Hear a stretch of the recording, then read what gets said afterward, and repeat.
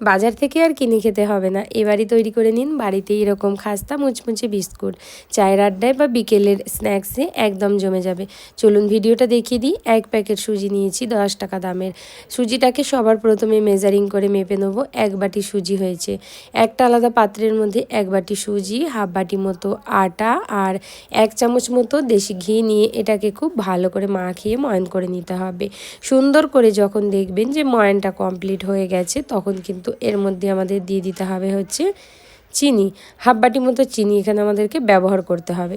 চিনিটা দিয়ে এখানে মিক্স করা হয়ে গেলেই দিয়ে দিতে হবে চীনাবাদাম। এখানে অল্প করে চীনাবাদাম একটু হাতে করে ভেঙে ভেঙে দিয়ে দিয়েছি। এবার দেবো হাফ বাটি মতো দুধ। হাফ বাটি দুধ, গরম দুধটা ব্যবহার করতে হবে। দুধ ব্যবহার করে আটাটা মেখে এটাকে প্রায় 5 মিনিট মতো রেস্টে রাখতে হবে। 5 মিনিট পরে এখান থেকে ছোট ছোট করে এইভাবে ডো নিয়ে হাতের তালুতে দিয়ে চ্যাপটা করে বিস্কুটগুলোকে তৈরি করে ফেলতে হবে। দুর্দান্ত লাগে এই বিস্কুটের ফুল রেসিপি আমার ইউটিউব চ্যানেলে, ফেসবুক পেজে দেওয়া আছে, আপনারা চাইলে দেখতে পারেন। তেলটা কিন্তু একদম হালকা গরম তেলের মধ্যে দিয়ে সেইভাবেই রেখে দিতে হবে।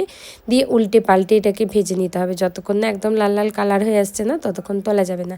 বিস্কুটটা তৈরি করে রেখে দিলেই দেখবেন পারফেক্ট বিস্কুট তৈরি হয়ে গেছে। ফলো করে নেবেন, লাইক করে দেবেন।